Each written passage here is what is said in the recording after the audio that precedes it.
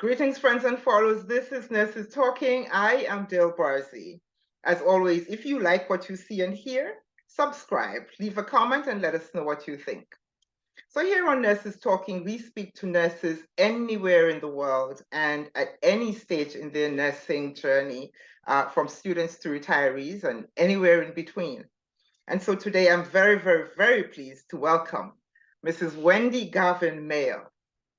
And Mrs. Mayo is an oncology nurse practitioner and stress solution strategist with 20 plus years in the healthcare industry. She has experience in various sectors, including clinical, leadership, research, academia, and pharmaceuticals. She's currently serving as Associate Director, Clinical Project Scientist at Janssen Research and Development, which is a Johnson & Johnson company. Mrs. Mayo is a serial healthcare entrepreneur. She has launched and is CEO of 2 companies, the Stress Blueprint, which empowers organizations and individuals to optimize their health, wellness, and overall well-being through stress management coaching, training, and speaking. And Shape Partners, which provides comprehensive resources and programming for cancer caregivers, family members, and friends. She's a prolific writer and has authored a plethora of articles included in leading medical journals. Because of her expertise on stress management and leadership, Mrs. Mayo is a highly sought after public speaker. She has presented at numerous conferences and frequently appears on many different platforms. Mrs. Mayo is the host of the Nurse Wellness Podcast, the creator of Stress Blueprint Academy, Nurse Wellness Mentorship, and Nurse Wellness Academy. She currently serves as a member of the American Institute of Stress Daily Life and Workplace Stress Board, is an advisor for the Johnson & Johnson Nursing Employee Resource Group, and sits on the board of the Board of Directors of the Connecticut League of Nursing. Welcome, welcome, welcome, Mrs. Mayo. Thank you so much for having me. How are you? I'm good. I'm good. How are you doing today? I'm very well. I'm very well. And so thankful that you, and appreciative that you agreed to do this. Yes. Typically, I want to know why people are nurses, though. So why are you? So, I've been a nurse for a long time.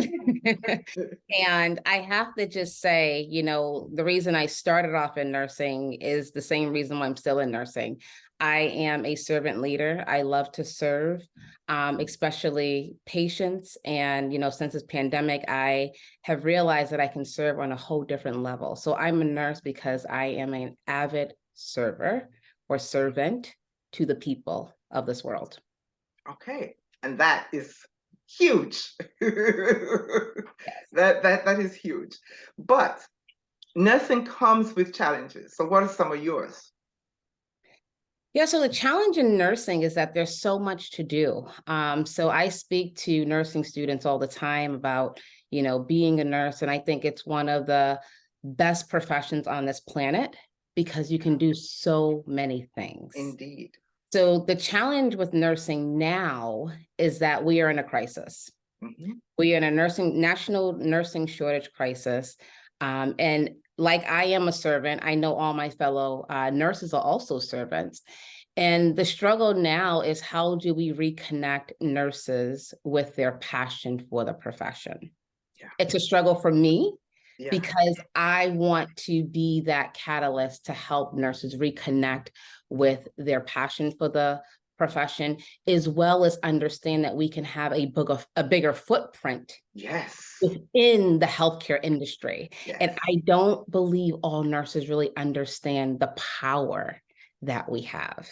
So that's my struggle, is really how do I wrap my arms around all of these nurses and really empower them to really use their gifts to move us forward. And you have so eloquently just articulated one of the goals of this platform. It's for nurses to, I want nurses to see other nurses in all their glory in other places where we are, and to understand that nursing is huge. Nursing is huge, and you use the word power, and it's one of my words when I talk about nursing, because we have power individually and as a group. We do have power, and we need to see ourselves that way. Yeah, so power is something that's not taught in nursing school. No. In nursing school, we go through clinical, we learn how to do assessments, we learn how to calculate drugs, we learn how to take care of the patient in a safe manner without doing any harm. Yeah. However, we just kind of touch on leadership. And, usually I'm a BSN prepared nurse. That's where I started, but they were focused on leadership and theory and all of that. But we have to take it a step further. And we talk about advocacy, but it goes so much further than that. And because we're not taught that in school, we come out with a very limited understanding of our power. Many nurses think our power starts and ends at the bedside. That's just the beginning.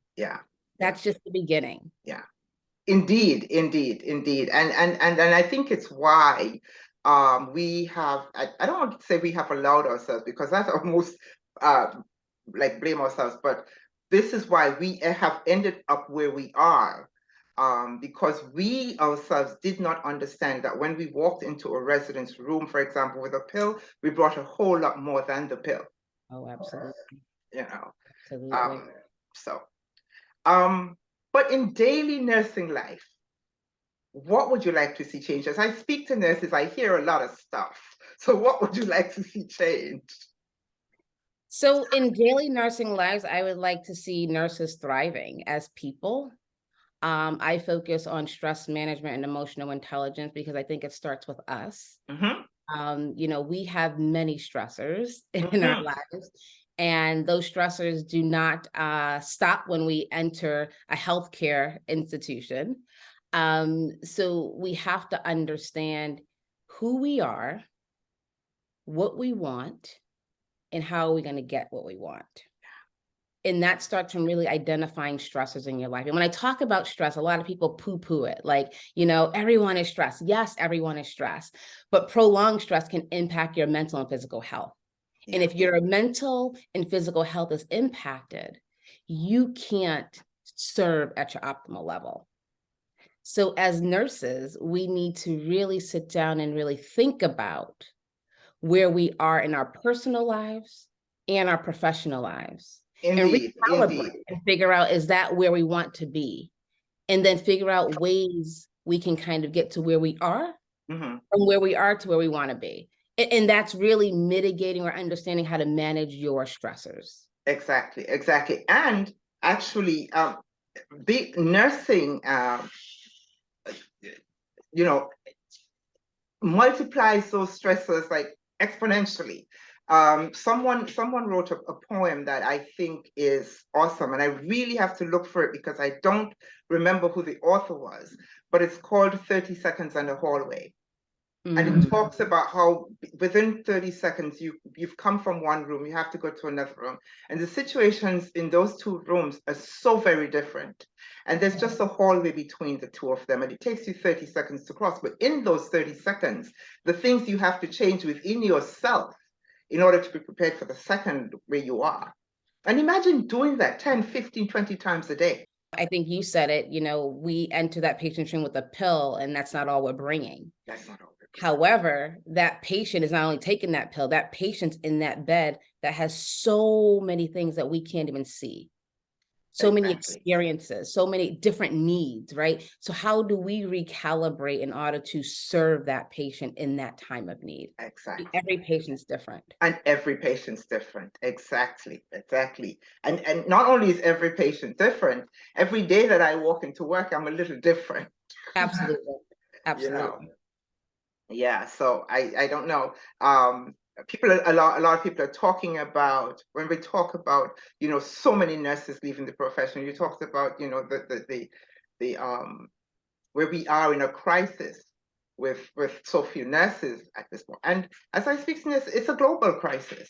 Oh yeah. It's a global crisis. And so it means that we have in our education of nurses and in our treatment of nurses and acceptance of nurses, we all, our educators, our administrators, our nurses ourselves, we're all missing the same thing. Oh, and yeah. we have to figure out what that thing is that we're all missing and address it. Yes, and you know, one thing that I have started focusing in on are our nurse leaders, as they are pivotal in this whole scheme of the shortage and how nurses are feeling, nurses leaving, all of the things. And I feel like nurse leaders have been left out in this pandemic. We've been focusing on the frontline workers, which yes, very important, very important. But it's the leaders who have to be equipped themselves in order to pour out and effectively lead these nurses. Indeed. So it starts with leadership in the healthcare institution. It starts with leadership in academia. It starts with leadership in every entity where you see a nurse. So we have to ensure that our leaders as well are, you know, managing their stress, that they're practicing wellness, that they have high emotional intelligence in order to effectively lead, because we need leadership. When things are going on in nursing, who do you turn to? You turn to your leader. You turn to your leaders. Right? You turn to your leaders. You turn to your leaders. I think the other thing that's impacting us is how quickly nursing has become, or how quickly healthcare, not just nursing, healthcare has become a corporate entity. It's a corporate atmosphere. You know, we're like, what happened? In nursing school, we're talking about the patient and taking care of the patient, and as you said, doing no harm and all of this. And we come out of nursing school. Nurses are coming out of nursing school, and it's corporate. And what do we do? What do we do? Where do I stand in this? And I see nurses floundering in this kind of atmosphere. And it's not going to change, but somehow we have to adjust, and we have to adjust very quickly. We have to, again, have that business acumen, which is something we don't have in nursing school, right? We don't understand the machine that we're operating in, so to speak. Exactly. You put it so well. The end-to-end process, and we are just in the middle of all of that. But it's important to understand that end to end. So C-suite, I always say, to the basement, right? So your CEO to your, you know, whomever, right? Your nurses, your nurse leaders, your janitor, environmental services, your secretaries, your dietary aides. We're all in the machine. Now, how does the machine work? That's what we're missing. Exactly. That's what's missing. And I feel that that's where we are floundering a lot. We don't know how to do this. All right.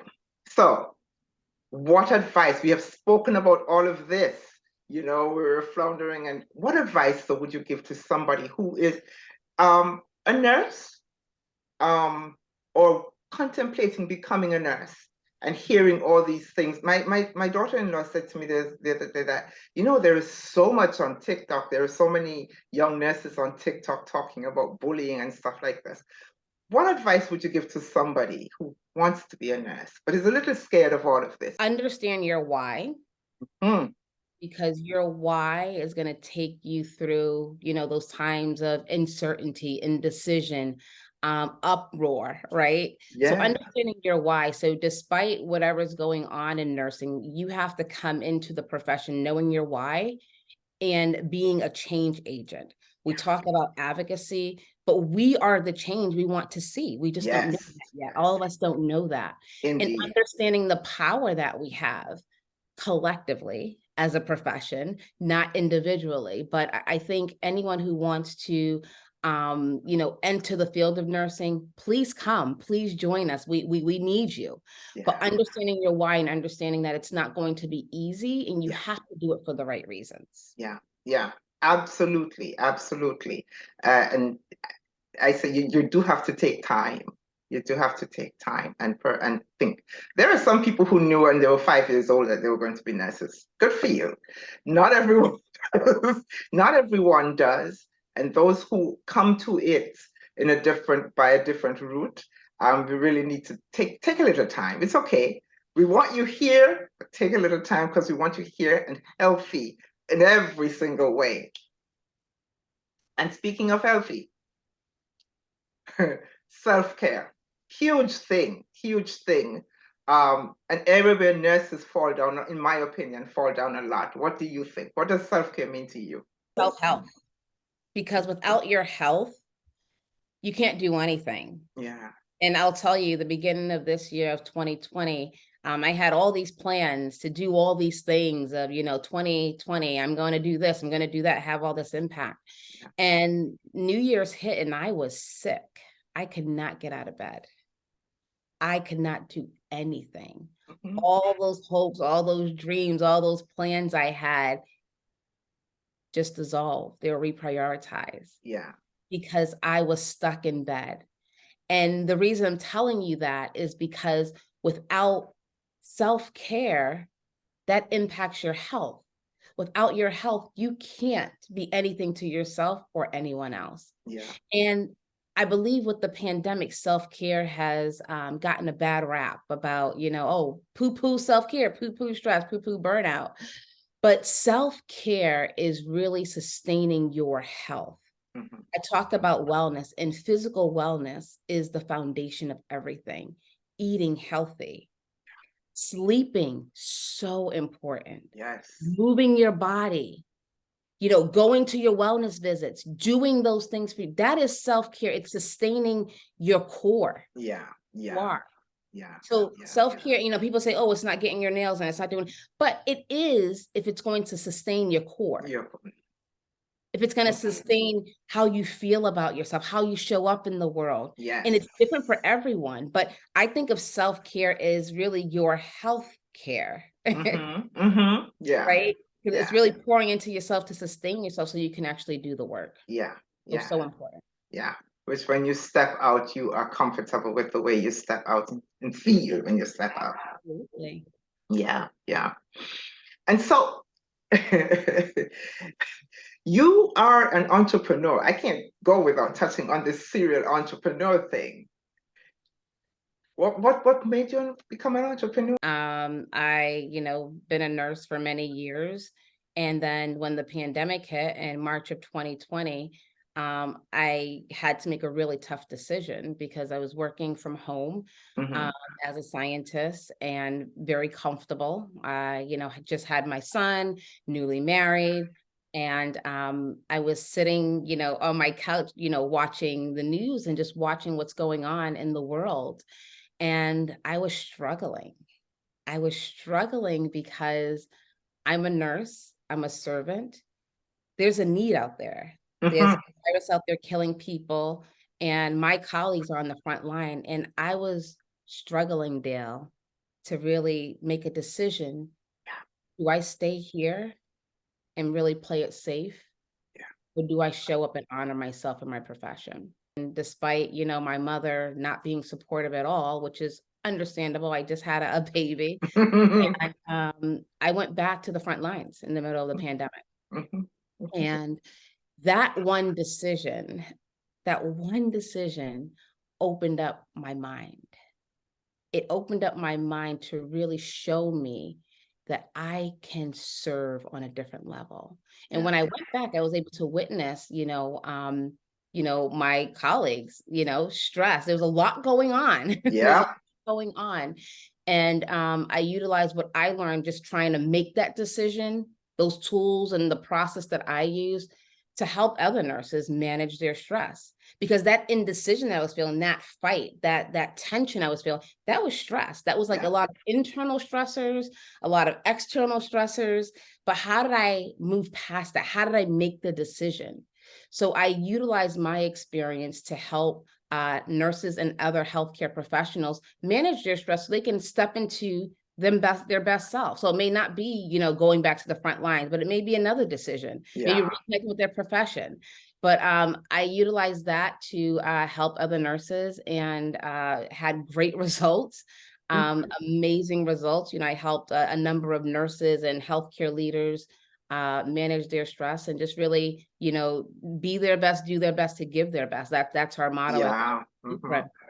And then, the Shape Partners, that was my first love, was giving back to those caregivers, those cancer caregivers, because I know for sure, just as a provider myself, that they're kind of left on the back burner. We focus on the cancer patient. There's a lot of resources for the cancer patients, but being a cancer caregiver is scary, especially in the time of a pandemic when you don't know what to do. You don't know what to think. Treatments were being delayed. Scans were being delayed. Radiation was being delayed. Surgeries were being delayed.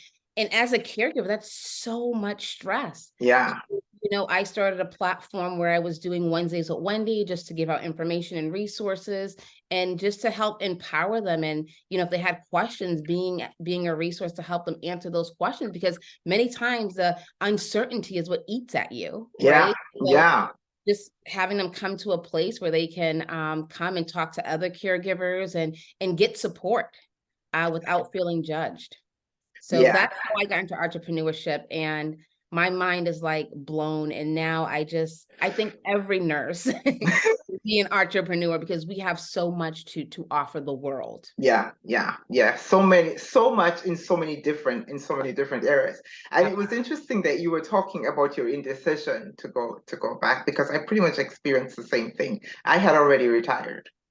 And when the pandemic hit, I was actually at home in the Caribbean, because now I've come to the point where I'm thinking I'm spending winter months in the Caribbean and blah, blah, And I came back in March of 2020 and was sitting at home for a while, going through the same thing that you described. Here I am sitting inside of my little cocoon, but look at all those other stuff. And eventually I did make the same decision you did. I actually went back to work. Awesome. Back to work because, I couldn't, my conscience would not let me. I couldn't do that. I couldn't. I know what the others were going through. If you had to describe the most essential quality of a nurse in just one word, what would that word be? Agility. Agility. We have to remain flexible in nursing. Yeah. In any aspect of nursing, we have to practice agility, because things are not always going to be the same. And you may not know when things change. But like I said before, understanding your why will help you be agile. Help you be agile and serve. So agility is so important in nursing. That's the first time that word came up. But it's very, very true. It's very, very true. You always have to be prepared to turn on a dime. I'm thinking emotional agility. Physical. Psychological agility. Physical agility. Right? Intellectual agility. All the things. You have to remain agile. Because otherwise, you just get lost. You get lost. And I suspect that is one of the reasons that I'm hearing, or people are complaining. It was always there, but I suspect that it's one of the reasons that people are complaining now about bullying and about all of this, because all of a sudden, things that we took for granted no longer exist, and really, we were not prepared to switch and adjust as quickly as we had to. And so it shows up in different ways. It shows up in us not being very kind sometimes to ourselves and our colleagues and even our patients sometimes. Horizontal violence or bullying is a real thing in nursing. And,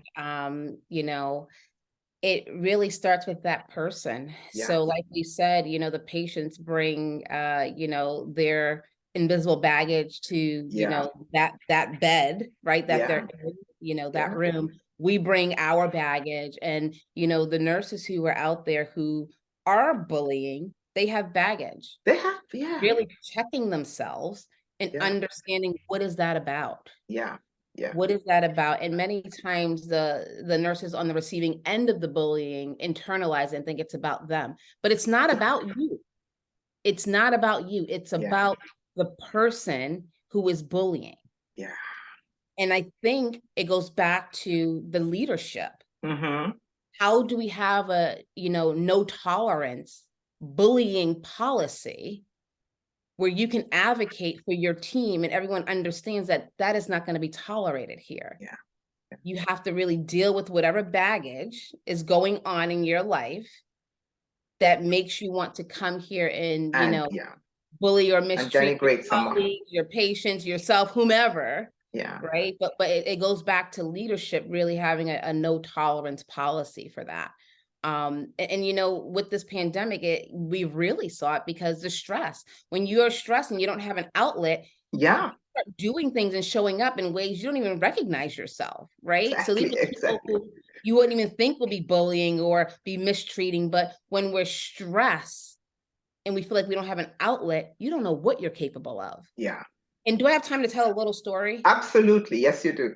So I want to tell you a story about Maria.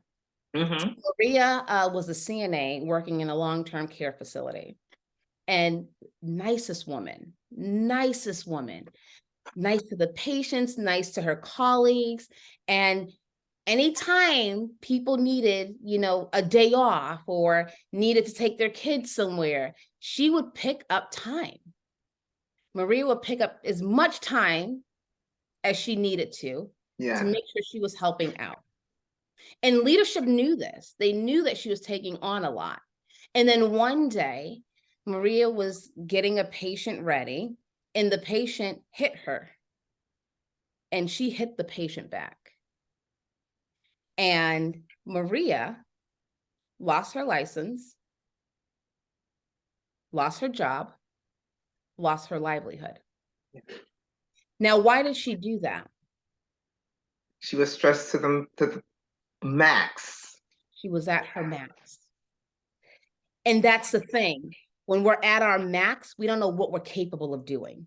Yeah. That's the point of that story. But it's leadership to say, okay, this is too much. Exactly. You got to cut it off, right? Exactly. So is there a failure in how we select our leaders? Maybe failure is not the word, but some kind of...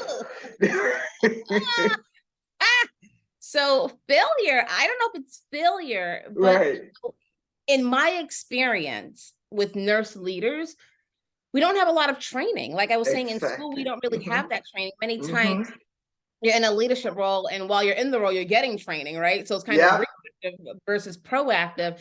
And, many times if you notice, and I'm sure you have seen this or experienced this, there's a nurse manager or leadership position open, and everybody's like, no, I don't want that. I don't want that. Right? But why is that? Because people may not feel supported in taking on that role. That's a problem. If a leadership role opens up, everyone's like, oh yeah, I can do this. I know I'm going to feel supported. I can make a change. I could be an advocate. I could do all these things. People don't feel that because the support is not in there.